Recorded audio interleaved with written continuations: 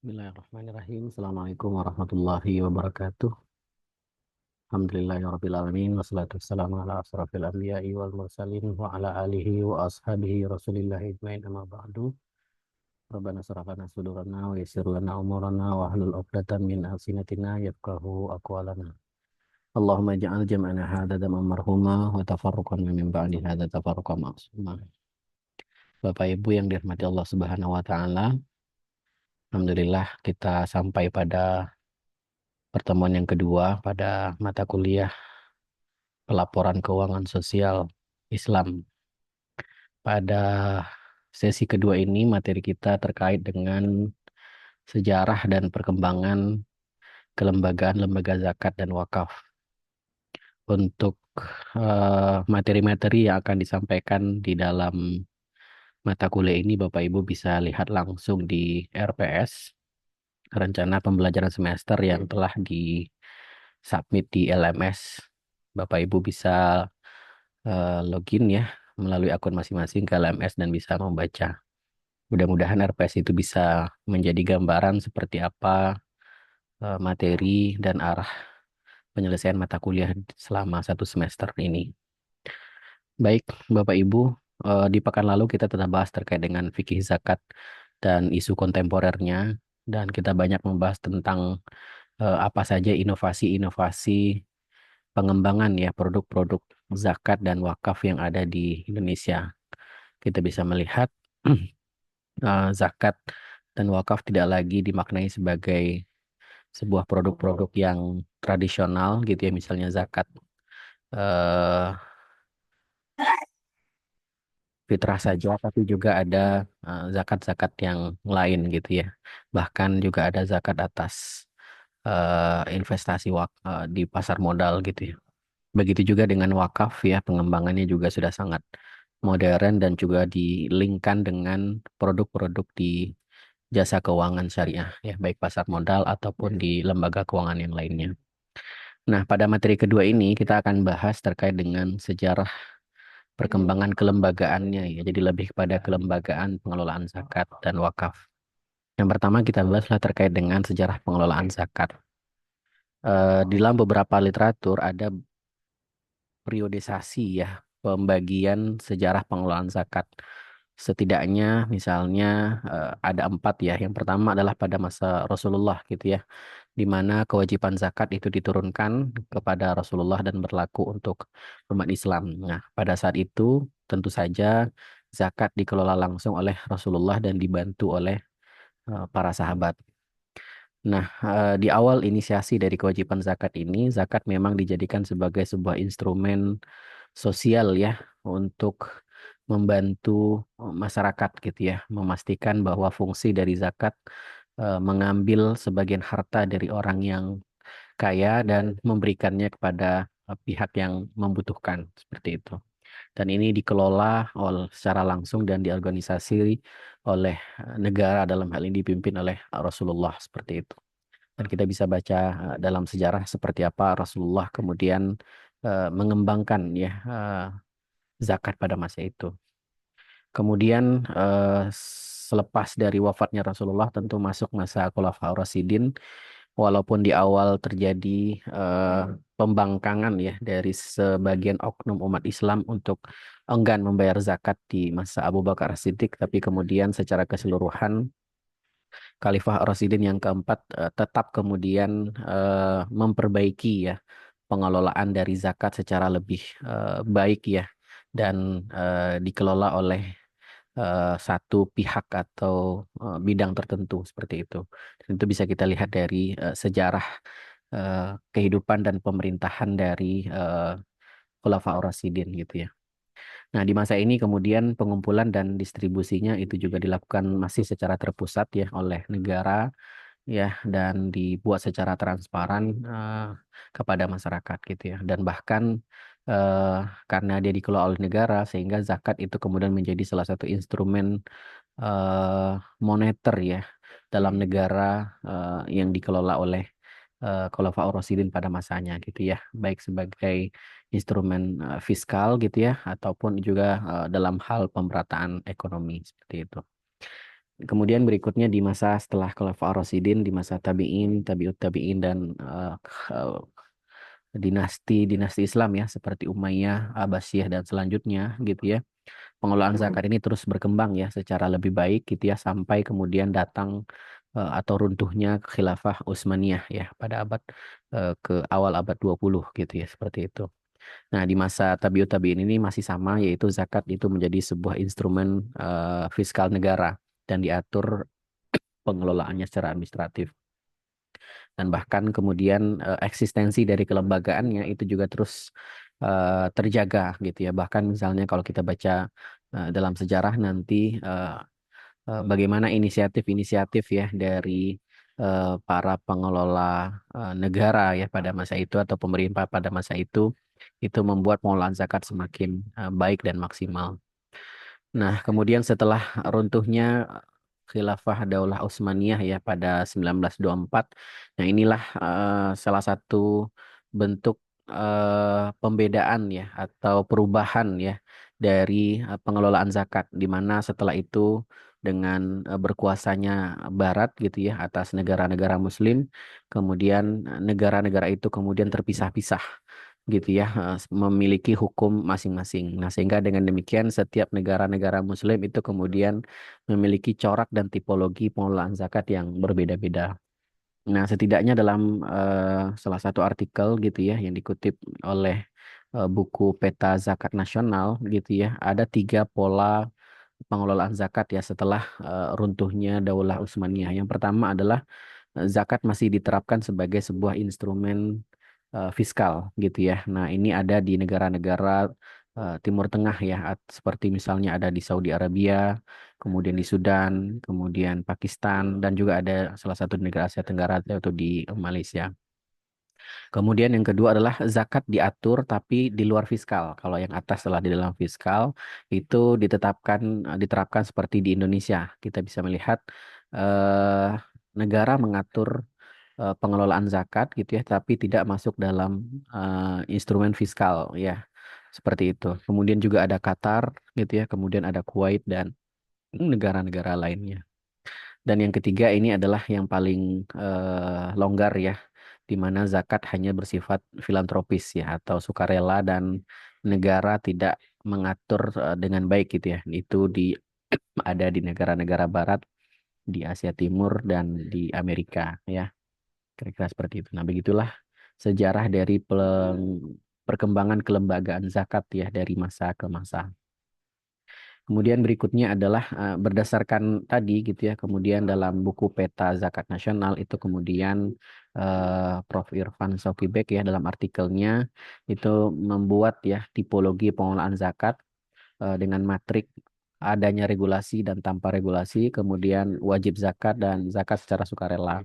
Nah, yang pertama itu adalah model yang paling komprehensif gitu ya, di mana ada regulasinya dan zakatnya dibagi sebuah kewajiban gitu ya. Kemudian yang kedua, tipe yang kedua itu model parsial, ada regulasinya tetapi zakat masih bersifat sukarela ya seperti di Indonesia.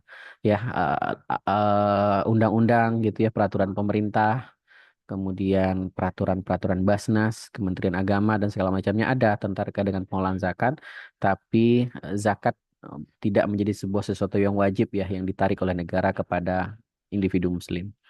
Kemudian yang ketiga ini adalah tipologi tidak ada regulasi tertentu dan zakat itu bersifat sukarela dan ini seperti negara-negara sekuler ya, seperti itu. Nah, berikutnya adalah ini ada beberapa eh, informasi terkait dengan pengelolaan zakat di beberapa negara ya, di mana majoritinya adalah memang zakat itu diatur oleh negara, baik yang dijadikan sebagai instrumen fiskal, ada juga yang di luar fiskal gitu. Misalnya yang pertama adalah Aljazair gitu ya. Di Aljazair itu negara membuat regulasi dan pengelolaannya itulah disebut sebagai lembaga zakat, tetapi modus operandinya atau operasionalnya itu hibrid gitu ya. Ada yang terpusat dan tapi daerah juga boleh melakukan. Kemudian institusi pengawasnya itulah Kementerian Urusan Agama dan Wakaf gitu ya. Nah, di sini kemudian hukum dan fakta yang terkaitnya itu tidak ada secara langsung, tetapi itu tercantum di keputusan eksekutif nomor 2146 tentang organisasi manajemen terpusat gitu ya. Kemudian yang kedua ada Bahrain gitu ya. Bahrain ini juga negara membuat aturan gitu ya. Lembaga zakat dan wakaf. Kemudian ini pengelolanya sifatnya terpusat dan institusi pengawasnya itulah di level setara kementerian, yaitu Kementerian Kehakiman, urusan Islam dan wakaf. Tapi di sini peran dari civil society atau masyarakat itu tidak ada gitu ya secara individu, tapi diberikan hanya kepada entitas seperti itu. Dan juga ada undang-undang terkait dengan pendirian dana zakat. Kemudian berikutnya adalah Bangladesh ya. Bangladesh itu juga ada regulasi terkait dengan zakat ya. Ada lembaga zakat, kemudian terpusat, institusi pengawasnya itu di bawah Kementerian Urusan Agama. Kemudian ruang dari masyarakat untuk berperan itu ada, tapi tidak ada regulasi secara khusus.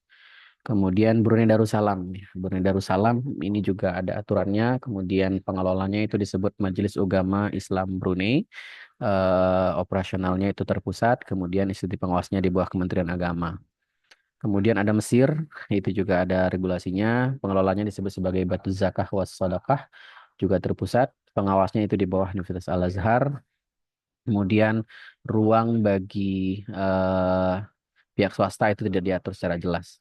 Kemudian ada Indonesia. Nah, Indonesia itu pengelolanya disebut sebagai Basnas, terpusat, pengawasnya Kementerian Agama, dan ada peran dari masyarakat yang luas ya, yaitu dengan diberikannya kesempatan pada masyarakat untuk mendirikan lembaga amil zakat gitu ya. Nah, hukumnya itu ada undang-undang tentang pengelolaan zakat ya, nomor 21 tahun 2011. Kemudian ada Irak juga sama, Badan Zakat dan Wakaf itu di bawah Kementerian Agama juga. Jordania itu Badan Zakat ini bersifat hibrida. Namun di Jordan itu tidak ada peran dari civil society atau masyarakat untuk mengelola zakat. Kemudian ada Kuwait. Kuwait itu ada rumah zakat terpusat, kemudian juga ada di bawah Kementerian Agama. Dan tidak ada informasi terkait dengan peran masyarakat. Kemudian Libya itu Badan Zakat, modus operandinya itu hibrid, kemudian di bawah Dewan Menteri. Kemudian Malaysia. Malaysia ini karena dia negara-negara bagian ya, jadi nama dari pengelola zakatnya beda-beda ya antar negara bagiannya. Dan itu di bawah Majelis Agama Islam ya, negara bagian, kemudian sukarela. Kemudian Oman, Oman itu terdesentralisasi dan juga pengawasannya di bawah Kementerian Agama dan Wakaf. Kemudian ada Pakistan, itu ada Departemen Zakat gitu ya, terdesentralisasi juga. Kemudian masyarakat juga diberikan kebebasan atau peluang ya untuk mengelola zakat. Kemudian ada Qatar ya, ada Arab Saudi tadi sudah kita lihat, tapi di Arab Saudi peran masyarakat hanya sebagai eh, penyaluran bantuan ya, bukan mengumpulkan zakat gitu ya. Kemudian Singapura, kemudian ada Sudan, kemudian ada Uni Emirat Arab. Seperti itu. Nah, inilah beberapa ringkasan seperti apa pengelolaan zakat atau kelembagaan zakat di beberapa negara-negara. Nah, berikutnya adalah kita lihat di Indonesia ya, seperti apa pengelolaan zakat di Indonesia ya, sebelum lahirnya Undang-Undang Zakat ya, nomor 21 tahun 2011 ya. Yang pertama adalah masa kerajaan Islam ya. Bisa kita lihat bagaimana adanya atau munculnya atau berdirinya atau berjalannya kerajaan-kerajaan Islam. Nah, tentu saja kerajaan-kerajaan Islam ini itu kemudian juga menjadikan zakat ya sebagai sebuah instrumen keuangan mereka, fiskal mereka gitu ya. Nah, di zaman ini misalnya di Aceh itu zakat dikumpul-kumpulkan di masjid-masjid ya dan dikelola oleh para penghulu yang ditunjuk oleh kerajaan. Kemudian di Kerajaan Banjar itu pajak bumi itu juga dikumpulkan setiap tahun dan diserahkan kepada Menteri Bumi gitu ya. Seperti itu. Jadi bisa kita lihat bahwa dalam kerajaan Islam itu memang zakat dikelola secara terpusat oleh kerajaan. Kemudian di era pemerintahan kolonialisme di masa penjajahan ya sebelum 1945. Nah, pada awalnya Belanda itu melarang ya masyarakat Muslim itu mengelola zakat secara terbuka karena mereka khawatir bahwa zakat itu dipakai untuk sebagai alat pendanaan untuk perjuangan. Tapi kemudian dengan berjalannya waktu dan desakan-desakan dari masyarakat dan politik etis yang juga dikembangkan oleh Belanda itu akhirnya Belanda juga memberikan kesempatan kepada masyarakat untuk kemudian mengelola zakat secara sendiri. Misalnya Masyumi gitu ya, Muhammadiyah dan NU itu kemudian mendirikan majelis MIANI ya, MIAI gitu ya untuk kemudian mengelola zakat. Kemudian di pemerintahan Orde Lama setelah kemerdekaan sampai tahun 67 itu karena masih dalam masa pasca kemerdekaan dan mengelola negara sehingga pemerintah tidak terlalu fokus untuk kemudian mengelola zakat ya. Sehingga zakat banyak dikelola oleh individu-individu. Maka bisa kita lihat banyak ulama-ulama atau kiai-kiai yang mengelola zakat untuk apa ya, pengelolaan pesantren ya dan segala macamnya. Sempat sebenarnya pemerintah mengeluarkan regulasi tahun 51 dan 64 tapi tidak sempat kemudian disahkan oleh DPR. Kemudian di masa Orde Baru ya, 68 sampai 98 gitu ya, eh, Presiden Soeharto itu memang belum ada juga ya undang-undang yang sampai levelnya undang-undang gitu ya, tapi baru regulasi-regulasi saja ya. Tapi dengan demikian sudah mulai dibuka kesempatan bagi masyarakat untuk kemudian mengelola zakat ya secara independen. Nah, barulah kemudian di masa transisi ya atau masa setelah runtuhnya Orde Baru pada masa pemerintahan Habibie lahir Undang-Undang Zakat pertama yaitu 3899 gitu ya. Nah, di sini memang undang-undang ini memberikan legitimasi khusus negara itu kemudian mengelola zakat. Bahkan di tingkat daerah muncul banyak sekali perda-perda zakat ya, di mana baik kabupaten kota atau provinsi itu kemudian mengelola zakat mereka, terutama zakat-zakat yang ada di ASN ya atau PNS seperti itu. Kemudian di era pasca reformasi sampai sekarang bisa kita lihat bahwa eh, direvisinya ya Undang-Undang 3899 dan lahirlah Undang-Undang eh, 23 ya tahun 2011. Nah, ini memberikan secara tegas bahwa zakat itu bisa dikelola oleh negara dalam hal inilah Basnas, kemudian juga dikelola oleh masyarakat ya. Dalam hal ini itu adalah dalam bentuk kelas gitu ya, seperti itu. Ya, dan kemudian juga ada beberapa peraturan Basnas yang lain yang mengatur terkait dengan ini. Nah, bisa kita lihat dari pengelolaan zakat pasca undang-undang ini di Undang-Undang 3899 itu memang menjadi salah satu tonggak formalisasi hukum zakat di Indonesia di mana negara itu hadir dan membuat regulasi secara khusus gitu ya. Dan negara itu kemudian berperan ya dalam mengelola zakat ya di bawah adanya Kementerian Agama dan yang lain. Nah, berikutnya juga ada penguatan-penguatan regulasi dengan hadirnya keputusan-keputusan Menteri Agama ya terkait dengan pengelolaan zakat. Kemudian di Undang-Undang 23 2011, nah ini cakupannya diperluas ya, tidak hanya zakat ya, tapi juga ada infak, sedekah, kemudian dana sosial keagamaan lainnya atau DSKL. Jadi ruang lingkup dari pengelolaannya lebih luas gitu ya. Kemudian di undang-undang ini memang peran Basnas sangat sentral ya di awal-awal ya pembentukan gitu ya sehingga walaupun diberi ruang kepada masyarakat untuk membuat las tapi rekomendasi dan segala macamnya atau izin dan segala macam itu harus melalui Basnas. Kemudian juga ada penguatan-penguatan terkait dengan standarisasi, pengawasan dan sanksi hukum bagi oknum-oknum yang menyelewengkan pengelolaan zakat.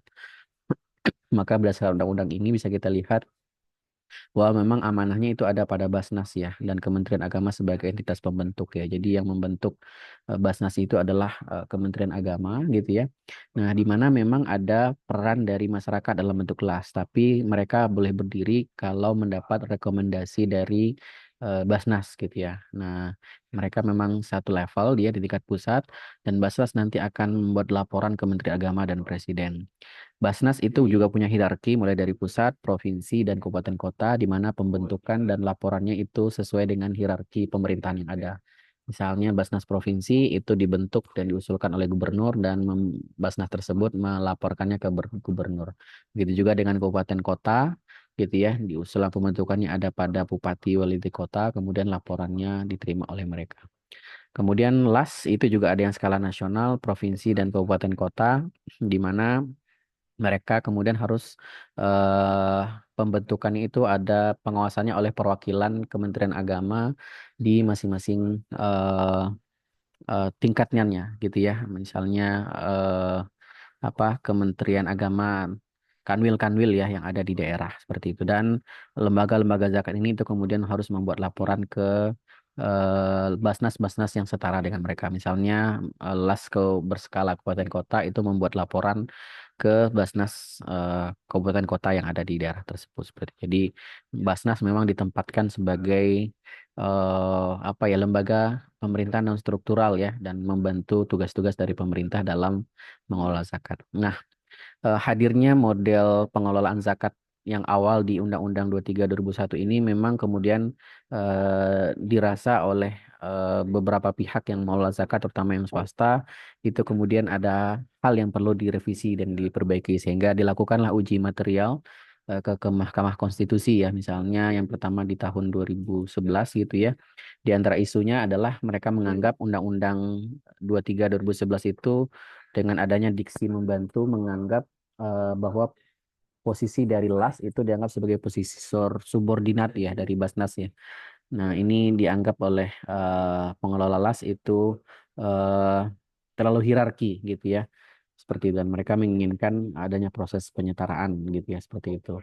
Namun berdasarkan pertimbangan Mahkamah Konstitusi, MK tidak melihat kata-kata diksi membantu itu bersifat diskriminatif dan tidak menyalahi undang-undang. Sehingga dengan demikian eh, tidak ada perubahan signifikan, tapi kemudian dijelaskan bahwa kata-kata membantu tidak bermakna las itu sebagai subordinat dari Basnas gitu ya, seperti itu. Justru dengan demikian disebutkan bahwa Basnas harus dipahami, peran las dalam konteks Basnas itu dipahami sebagai bentuk kolaborasi ya dalam rangka membantu negara ya, dalam mengelola zakat yang transparan, akuntabel dan efektif gitu ya, seperti itu.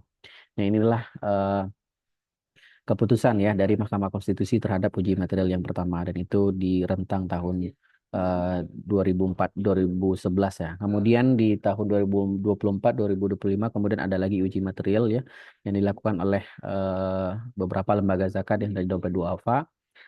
Mereka walaupun MK sudah mengatakan bahwa Basnas bukan sebagai apa ya, sebagai atasan dan sebagainya, tapi pada pelaksanaannya Basnas dianggap sebagai super body gitu ya, di mana Basnas memerankan fungsi ganda, yaitu fungsi sebagai regulator dan juga sebagai operator gitu ya. Nah, ini yang kemudian diuji material ya oleh beberapa penggugat ke MK, kemudian juga mereka mengusulkan agar Basnas itu tidak dianggap sebagai Basnas tapi BPZ ya, Badan Pengumpul Zakat saja gitu ya, seperti itu. Nah, dalam putusan MK atas Judicial Review tahun 2024 2025 ini, itu kemudian MK menolak ya semua permohonannya, tetapi kemudian meminta DPR agar eh, segera ya merevisi Undang-Undang Zakat 23 dalam waktu 2 tahun ya, dalam konteks tadi gitu ya, eh, agar kemudian arah pengelolaan zakatnya bisa lebih baik gitu ya. Di antara 5 hal ya yang terkait dengan arah revisi undang-undang itu, yang pertama adalah penegasan peran gitu ya, di mana fungsi eh, regulator ya, pembina dan pengawas itu harus dipisahkan dari fungsi pelaksanaan ya, dijelaskan oleh Basnas dan LAS gitu ya. Jadi eh, ini yang kemudian diusulkan nanti, jadi jalur yang dipakai oleh diusulkan oleh MK itu bukan jalur hukum tapi jalur kepada regulasi kepada DPR gitu ya, seperti itu. Kemudian kebebasan muzaki, di mana harapannya dengan revisi ini muzaki itu bebas memilih ya untuk menyalurkan zakat kemana gitu ya, bisa ke Basnas atau ke lembaga amil zakat gitu ya. Kemudian kesetaraan lembaga, jadi lembaga baik pemerintah atau swasta itu mendapat perlakuan yang sama untuk berkembang ya, tanpa subordinasi kelembagaan. Kemudian penguatan tata kelola ya, zakat yang baik gitu ya. Jadi implementasi dari profesionalisme, transparansi dan akuntabilitas itu dijadikan sebagai satu arah ke revisi. Kemudian yang kelima itulah proses partisipatif ya. Jadi semua pihak itu diharapkan bisa terlibat ya dalam revisi undang-undang ini, sehingga kemudian hasil revisi dari undang-undang ini kemudian bisa semakin baik seperti itu.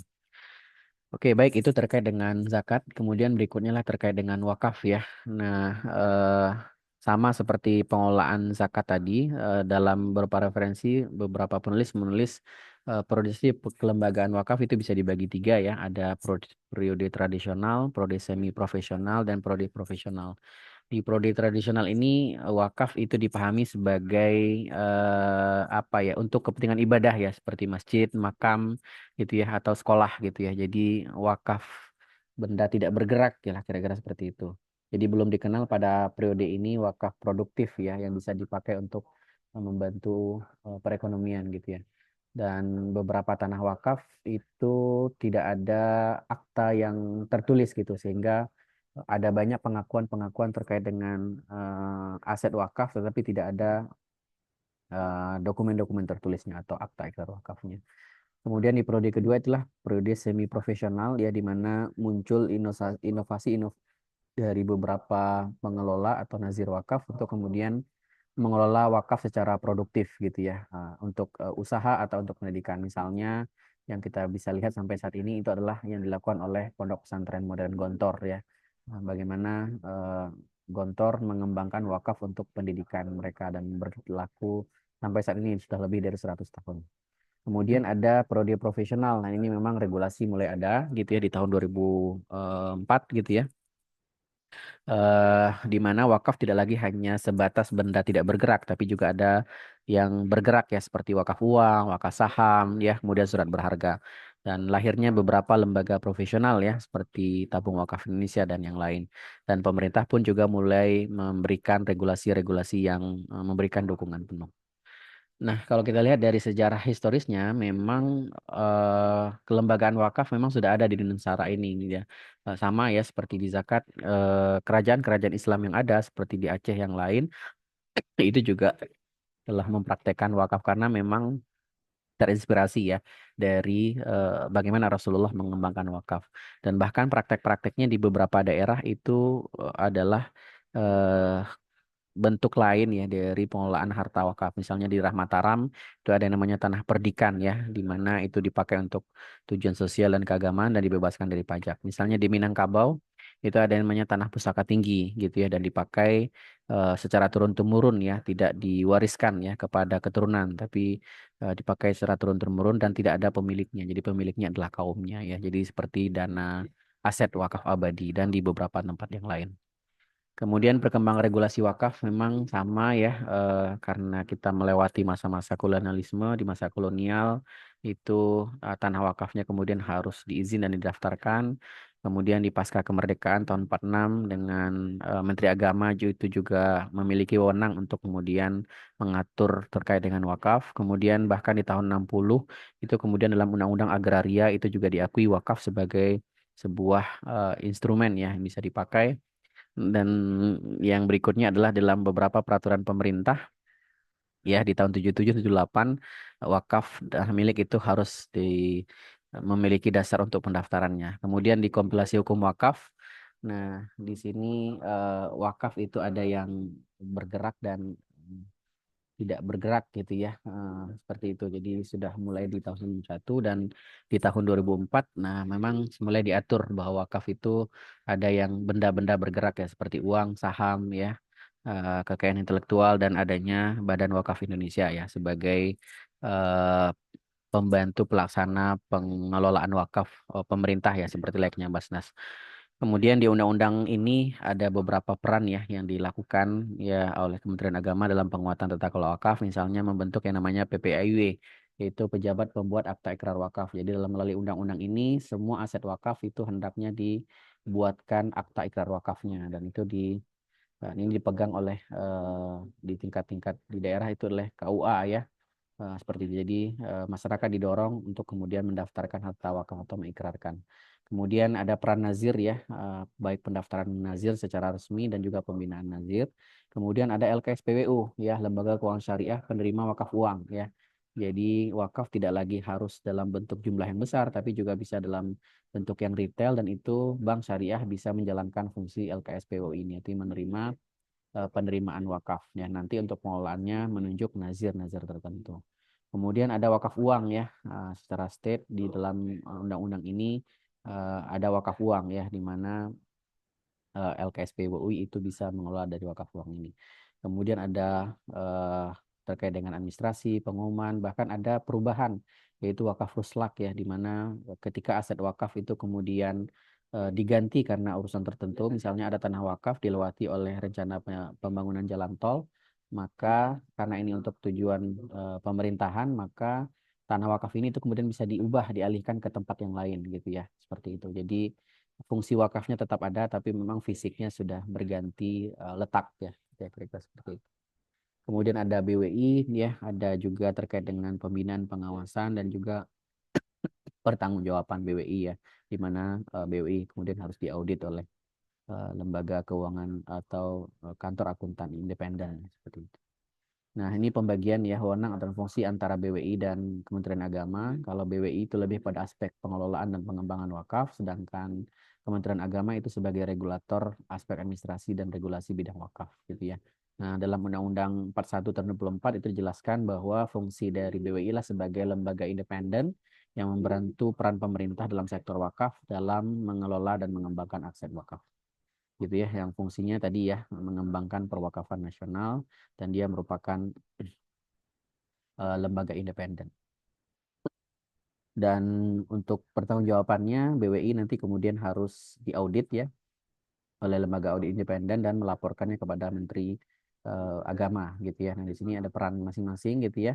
Peran BWI dalam konteks harta benda wakaf itu pendataan harta wakaf, kemudian untuk nazir itu pembinaan, sedangkan Kementerian Agama itulah mengadministrasikan dan mengumumkan ya dan menunjuk PPAIW ya, KUA, kemudian LKSPU dan perubahan harta wakaf gitu ya.